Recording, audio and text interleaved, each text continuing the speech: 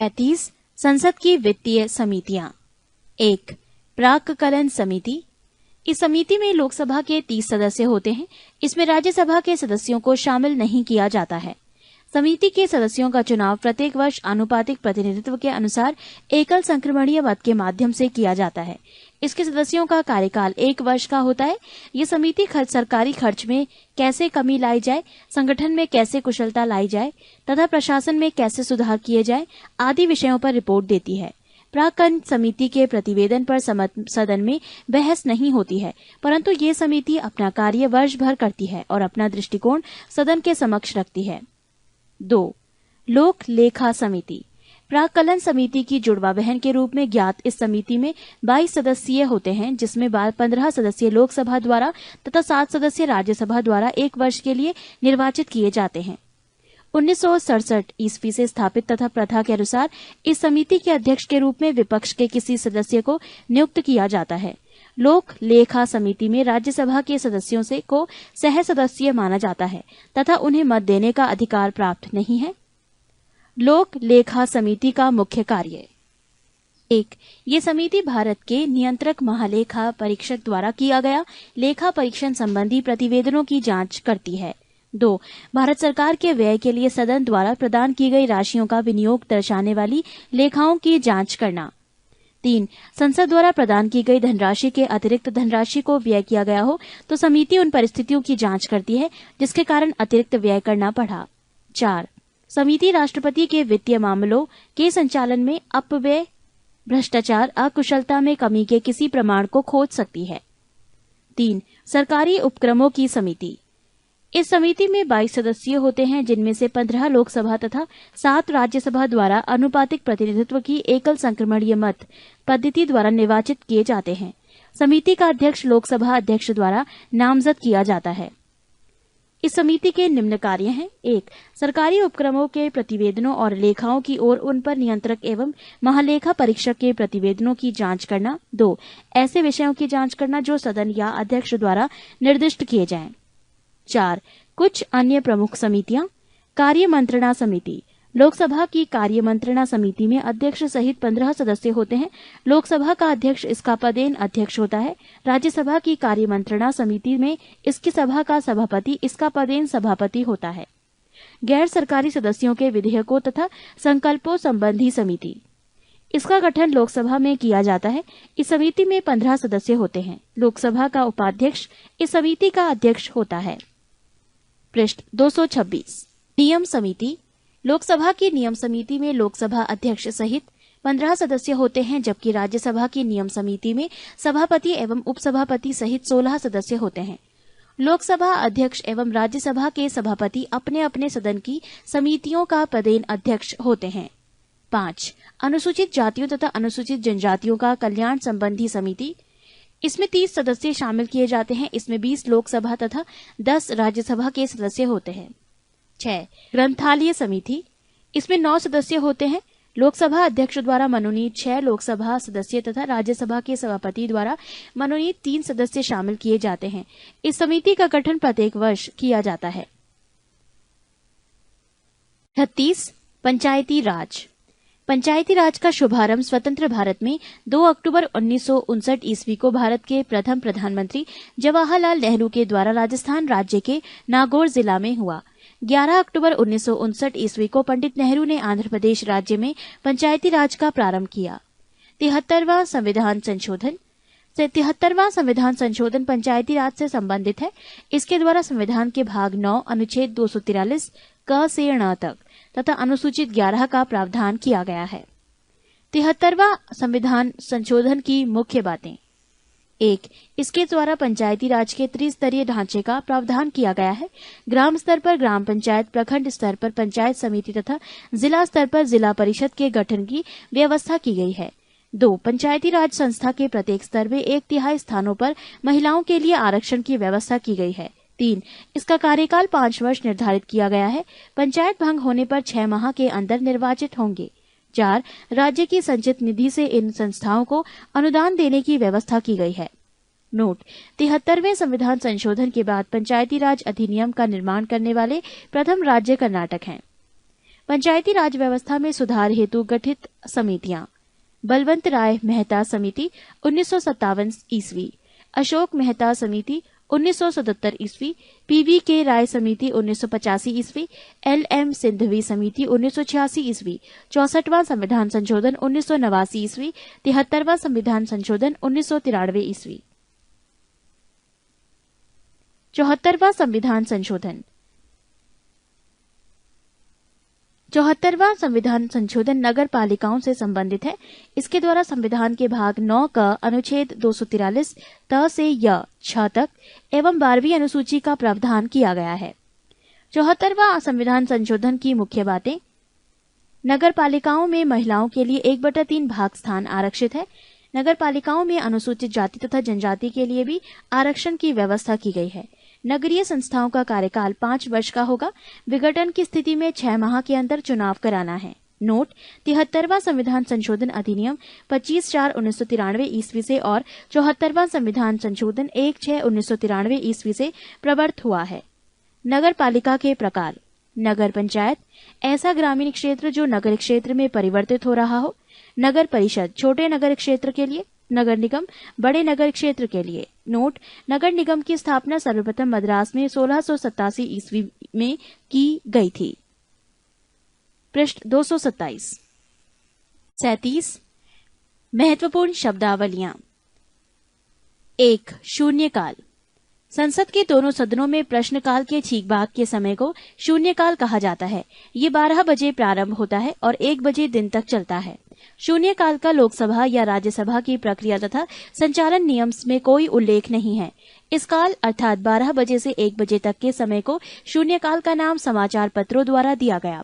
इस काल के दौरान सदस्य अविलंबनीय महत्व के मामलों को उठाते हैं तथा उस पर तुरंत कार्यवाही चाहते हैं। 2. सदन का स्थगन। सदन के स्थगन द्वारा सदन के कामकाज को विनिर्दिष्ट समय के लिए स्थगित कर दिया जाता है। ये कुछ घंटे, दिन या सप्ताह का भी हो सकता है, जबकि सत्र अवसान द्वारा सत्र की समाप्ति होती है। 3. विघटन। विघटन केवल लोकसभा का ही हो सकता है। इससे लोकसभा का अंत हो जाता है। 4. अनुपूरक प्रश्न।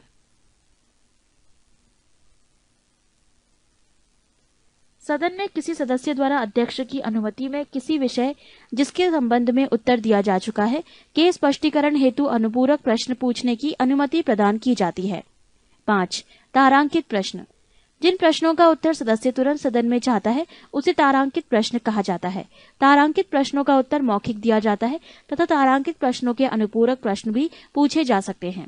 इस प्रश्न पर तारा लगाकर अन्य प्रश्नों से इसका भेद किया जाता है। 6. अतारांकित प्रश्न।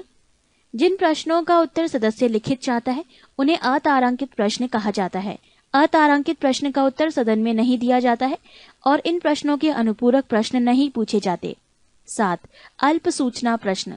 जो प्रश्न अविलंबनीय लोक महत्व का हो तथा जिन्हें साधारण प्रश्न के लिए निर्धारित 10 दिन की अवधि से कम सूचना देकर पूछा जा सकता है उन्हें अल्प सूचना प्रश्न कहा जाता है। 8. स्थगन प्रस्ताव।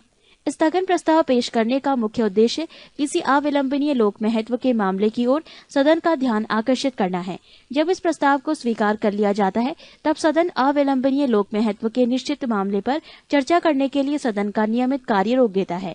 इस प्रस्ताव को पेश करने के लिए न्यूनतम 50 सदस्यों की स्वीकृति आवश्यक है। 9. संचित निधि कंसोलिडेटेड फंड। संविधान के अनुच्छेद 266 में संचित निधि का प्रावधान है। संचित निधि से धन संसद में प्रस्तुत अनुदान मांगों के द्वारा ही व्यय किया जाता है। राज्यों को करों एवं शुल्कों में से उनका अंश देने के बाद जो धन बचता है निधि में डाल दिया जाता है। राष्ट्रपति, उपराष्ट्रपति, नियंत्रक एवं महालेखा परीक्षक आदि के वेतन तथा भत्ते इसी निधि पर भारित होते हैं। 10. आकस्मिक निधि कॉन्टिजेंसी फंड। संविधान के अनुच्छेद 267 के अनुसार भारत सरकार एक आकस्मिक निधि की स्थापना करेगी। इसमें जमा धनराशि का व्यय निधि द्वारा स्थापित प्रक्रिया के द्वारा अनुसार किया जाता है। संसद की स्वीकृति के बिना इस मद से धन नहीं निकाला जा सकता है। विशेष परिस्थितियों में राष्ट्रपति अग्रिम रूप से इस निधि से धन निकाल सकते हैं। 11. आधे घंटे की चर्चा। जिन प्रश्नों का उत्तर सदन में दे दिया गया हो उन प्रश्नों से उत्पन्न होने वाले मामलों पर चर्चा लोकसभा में सप्ताह में 3 दिन यथा सोमवार, बुधवार या तथा शुक्रवार की बैठक के अंतिम आधे घंटे में की जा सकती है। राज्यसभा में ऐसी चर्चा किसी दिन जिसे सभापति नियत करें, सामान्यतः 5 बजे से 5:30 बजे के बीच की जा सकती है। ऐसी चर्चा का विषय पर्याप्त लोक महत्व का होना चाहिए तथा विषय हाल के किसी तारांकित, अतारांकित या अल्प सूचना का प्रश्न रहा हो और जिसके उत्तर के किसी तथ्यात्मक मामले का स्पष्टीकरण आवश्यक हो। पृष्ठ 228। ऐसी चर्चा को उठाने की सूचना कम से कम 3 दिन पूर्व दी जानी चाहिए। 12. अल्पकालीन चर्चाएं। भारत में इस प्रथा की शुरुआत 1953 ईस्वी के बाद हुई। इसमें लोक महत्व के प्रश्न पर सदन का ध्यान आकर्षित किया जाता है। ऐसी चर्चा के लिए स्पष्ट कारणों सहित सदन के महासचिव को सूचना देना आवश्यक होता है।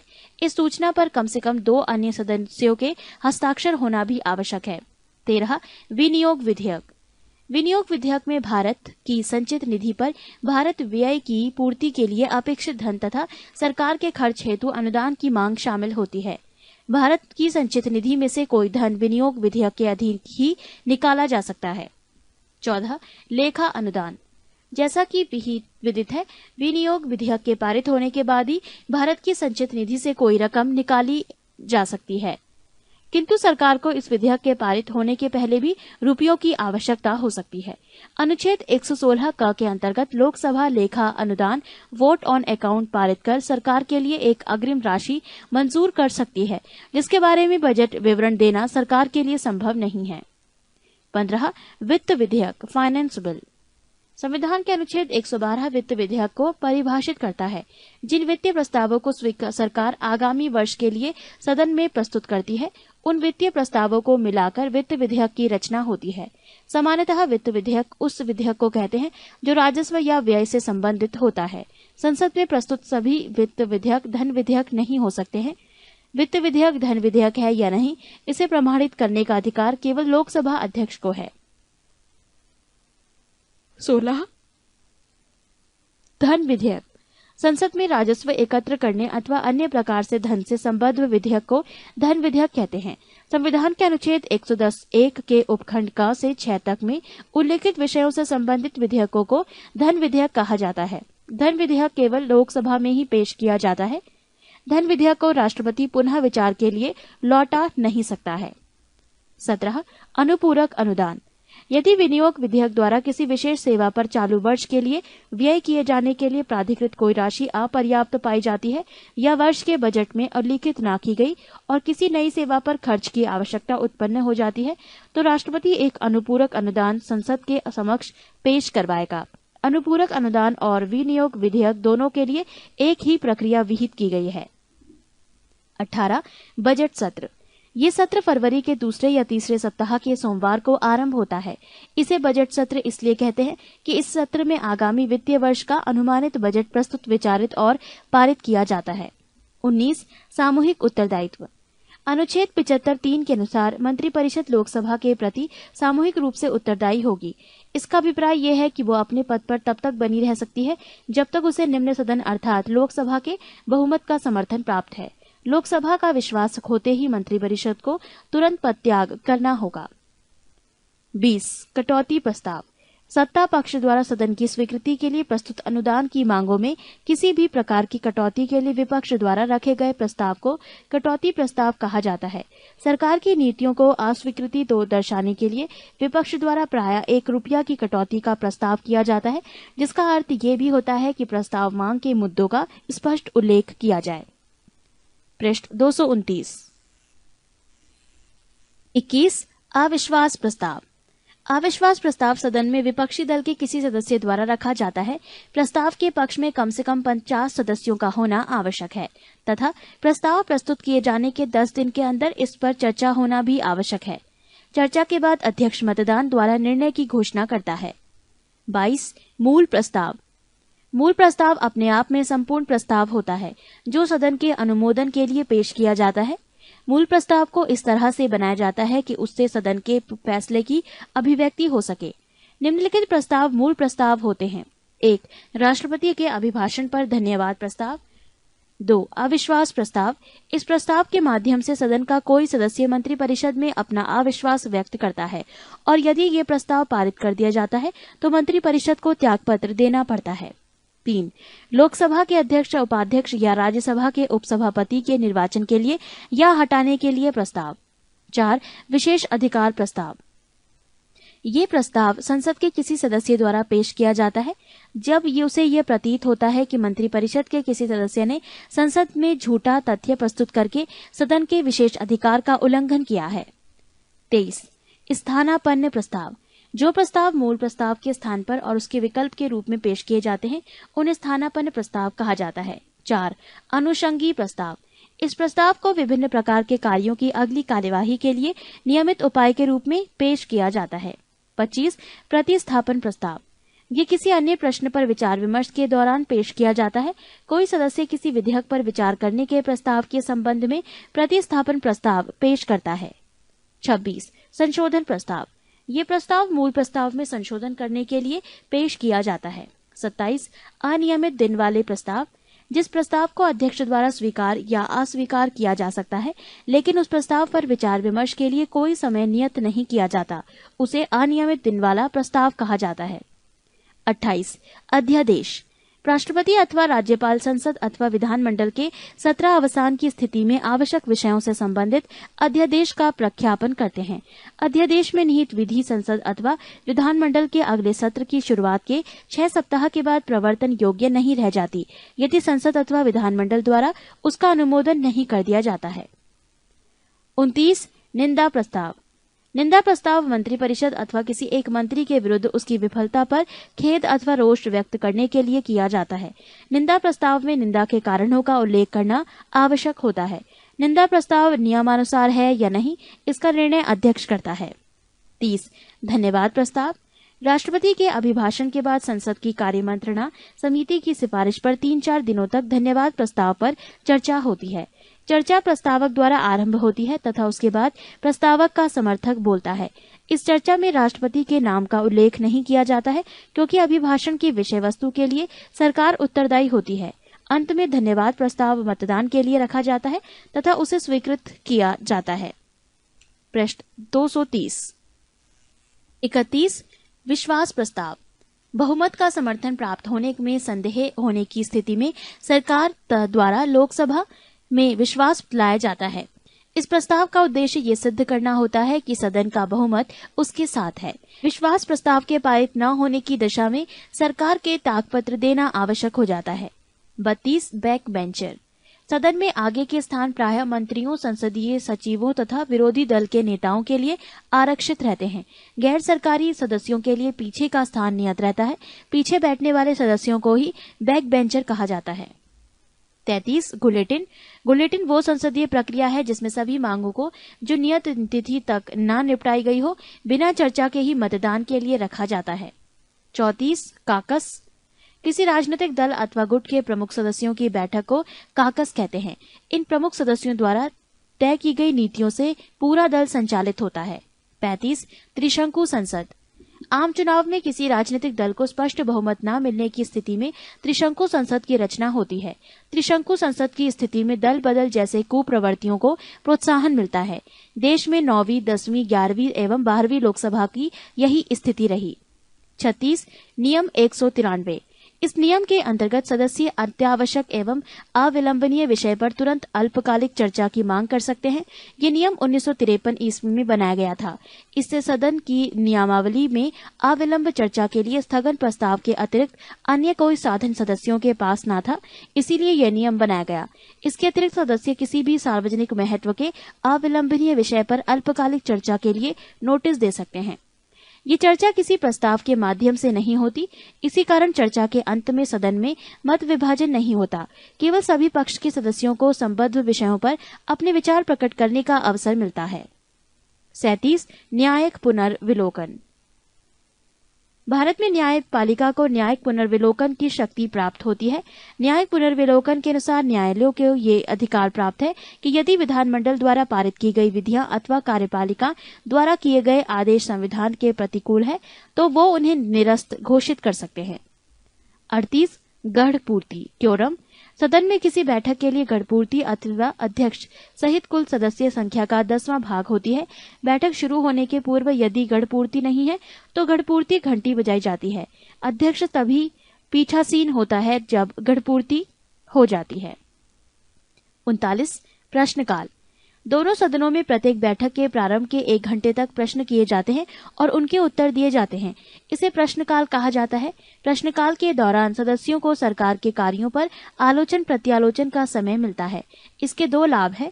एक तो सरकार जनता की कठिनाइयों एवं अपेक्षाओं के प्रति सजग रहती है। दूसरे, इस दौरान सरकार अपनी नीतियों एवं कार्यक्रमों की जानकारी सदन को देती है। 40 दबाव समूह प्रेशर ग्रुप। व्यक्तियों के ऐसे समूह जिनके हित समान होते हैं दबाव समूह कहे जाते हैं। ये ग्रुप अपने हित के लिए शासन तंत्र पर विभिन्न प्रकार से दबाव बनाते हैं। 41 पंगु सत्र लेम डक सेशन। एक विधानमंडल के कार्यकाल की समाप्ति तथा दूसरे विधानमंडल के कार्यकाल की शुरुआत के बीच के काल में संपन्न होने वाले सत्र को पंगु सत्र कहा जाता है। ये व्यवस्था केवल अमेरिका में है। 42 सचेतक विप। राजनीतिक दल में अनुशासन बनाए रखने के लिए सचेतक की नियुक्ति प्रत्येक संसदीय दल द्वारा की जाती है। किसी विषय विशेष पर मतदान होने की स्थिति में सचेतक दल अपने सदस्यों को मतदान विषयक निर्देश देता है। सचेतक के निर्देशों के विरुद्ध मतदान करने वाले सदस्य के विरुद्ध दल बदल विनिरोध कानून के अंतर्गत कार्यवाही की जाती है। पृष्ठ 231। 35 आपात उपबंध। भारतीय संविधान में 3 प्रकार के आपातकाल की व्यवस्था की गई है। 1 राष्ट्रीय आपात अनुच्छेद 352, 2 राष्ट्रीय शासन अनुच्छेद 356 एवं 3 वित्तीय आपात अनुच्छेद 360। राष्ट्रीय आपात अनुच्छेद 352। इसकी घोषणा निम्नलिखित में से किसी भी आधार पर राष्ट्रपति के द्वारा की जाती है। 1 युद्ध, 2 बाह्य आक्रमण और 3 सशस्त्र विद्रोह। राष्ट्रीय आपात की घोषणा राष्ट्रपति मंत्रिमंडल की लिखित सिफारिश पर करता है। राष्ट्रीय आपात की उद्घोषणा को न्यायालय में प्रश्नगत किया जा सकता है। 44वें संशोधन द्वारा अनुच्छेद 352 के अधीन उद्घोषणा संपूर्ण भारत में या उसके किसी भाग में की जा सकती है। राष्ट्रीय आपात के समय राज्य सरकार निलंबित नहीं की जाती है, अपितु वो संघ की कार्यपालिका के पूर्ण नियंत्रण में आ जाती है। राष्ट्रपति द्वारा की गई आपात की घोषणा 1 माह तक प्रवर्तन में रहती है और यदि इस दौरान इसे संसद के 2/3 बहुमत से अनुमोदित करवा लिया जाता है तो वो 6 माह तक प्रवर्तन में रहती है।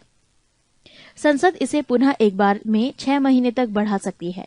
यदि आपात की घोषणा तब तक की जाती है जब लोकसभा का विघटन हो गया हो या लोकसभा का विघटन 1 मास के अंतर्गत आपात उद्घोषणा का अनुमोदन किए बिना हो जाता है, तो आपात उद्घोषणा लोकसभा की प्रथम बैठक की तारीख से 30 दिन के अंदर अनुमोदित होना चाहिए, अन्यथा 30 दिन के बाद ये प्रवर्तन में नहीं रहेगी।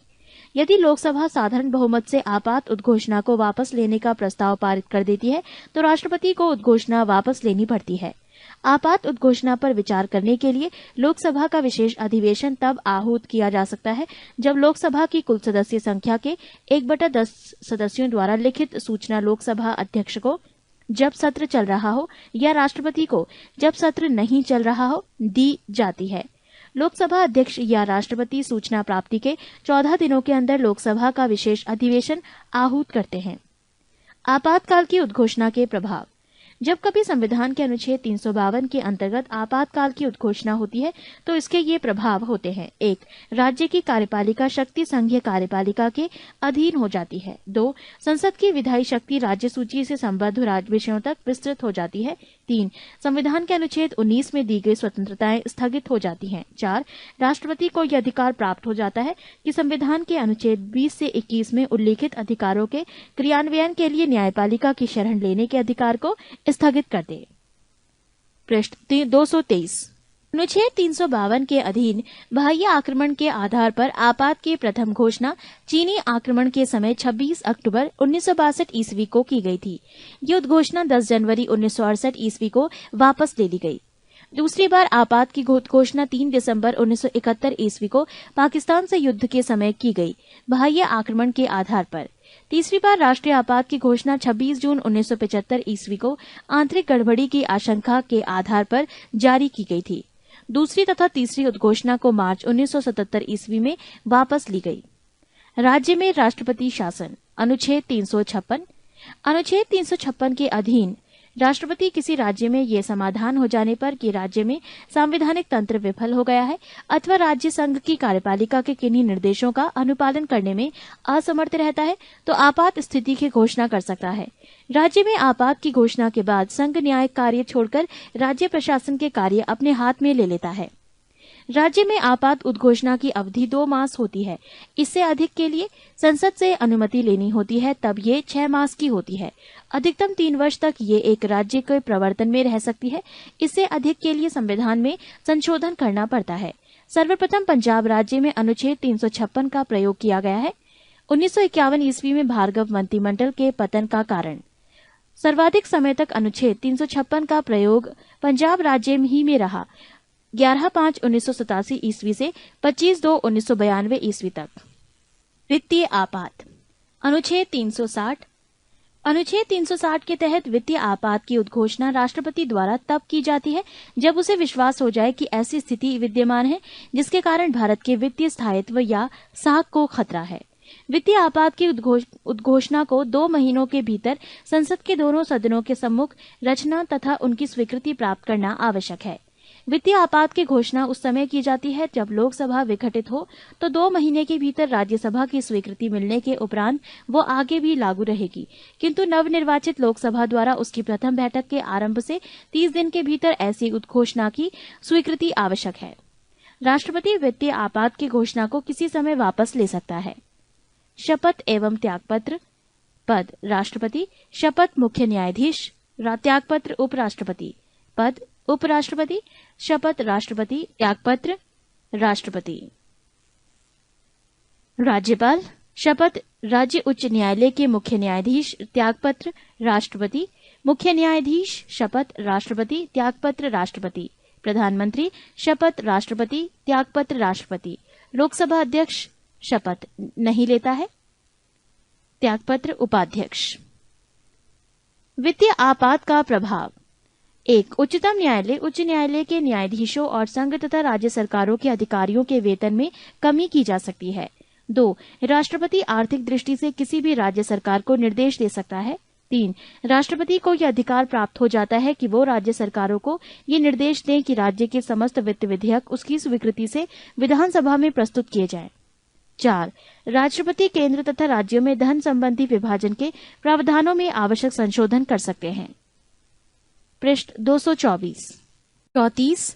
भारत के राष्ट्रीय चिन्ह। राष्ट्रीय प्रतीक, नेशनल सिंबल। भारत का राष्ट्रीय प्रतीक सारनाथ स्थित अशोक के सिंह स्तंभ के शीर्ष भाग की अनुकृति है। भारत सरकार ने इसे 26 जनवरी 1950 ईस्वी को अपनाया। प्रतीक के नीचे मुंडकोपनिषद में लिखा सूत्र सत्यमेव जयते देवनागरी लिपि में अंकित है। शासकीय कार्यों में प्रयोग में लाए जाने वाले राष्ट्रीय प्रतीक अलग अलग रंग के होते हैं।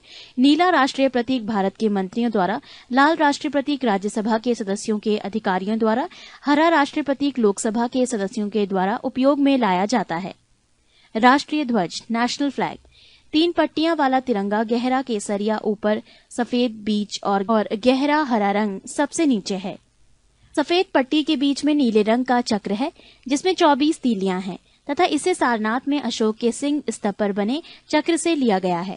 ध्वज की लंबाई एवं चौड़ाई का अनुपात 3:2 है।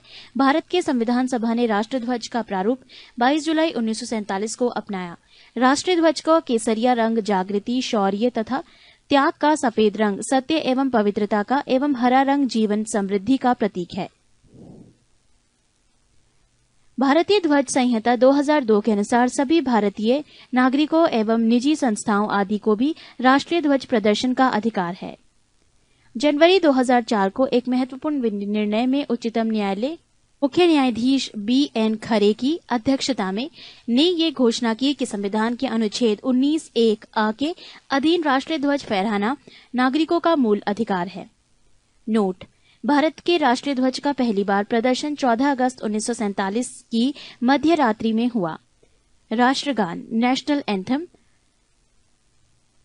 रविंद्रनाथ ठाकुर द्वारा रचित जन गण मन को संविधान सभा ने 24 जनवरी 1950 ईस्वी को भारत का राष्ट्रगान अस्वीकार किया।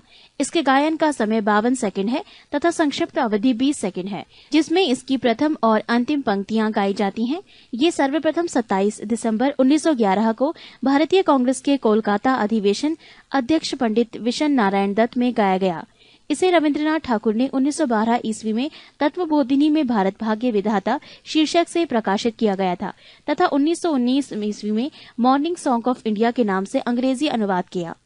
राष्ट्रगान के वर्तमान संगीतमय धुन को बनाने का श्रेय कैप्टन राम सिंह ठाकुर INA के सिपाही को जाता है।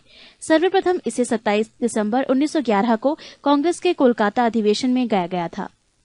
राष्ट्रगीत नेशनल सॉन्ग बंकिम चंद्र चटर्जी के उपन्यास आनंद मठ में उन्हीं के द्वारा रचित वंदे मातरम को राष्ट्रगीत के रूप में 26 जनवरी 1950 ईस्वी को स्वीकार किया गया। इसे सर्वप्रथम 1896 ईस्वी में भारतीय राष्ट्रीय कांग्रेस के अधिवेशन अध्यक्ष रहीमतुल्ला सयानी में गाया गया था। इस गीत को गाने का समय 1 मिनट और 5 सेकंड है। किसी भी व्यक्ति को राष्ट्रगीत गाने के लिए बाध्य नहीं किया जा सकता है। नोट: भारतीय संसद के अधिवेशन का प्रारंभ जन गण मन से और समापन वंदे मातरम के गायन से होता है। राष्ट्रीय कैलेंडर ग्रिगोरियन कैलेंडर के साथ देश भर के लिए शक संवत पर आधारित राष्ट्रीय पंचांग को सरकारी प्रयोग के लिए 22 मार्च 1957 ईस्वी को अपनाया गया। इसका पहला महीना चैत्र है। ये सामान्यतः सामान्य वर्ष में 21 मार्च को एवं लीप वर्ष में 22 मार्च को प्रारंभ होता है। राष्ट्रीय पुष्प भारत का राष्ट्रीय पुष्प कमल नेलम्बो न्यूसीफेरा गार्टन है। राष्ट्रीय पक्षी भारत का राष्ट्रीय पक्षी मयूर पावो क्रिस्टेटस है। राष्ट्रीय पशु भारत का राष्ट्रीय पशु बाघ पैंथेरा टाइग्रिस लिन्नायस है। राष्ट्रीय फल आम मैनिनगेरा इंडिका भारत का राष्ट्रीय फल है। राष्ट्रीय वृक्ष बरगद फाइकस बेंगालिसिस भारत का राष्ट्रीय वृक्ष है। राष्ट्रीय जलीय जीव 5 अक्टूबर 2009 को डॉल्फिन को राष्ट्रीय जलीय जीव घोषित किया गया।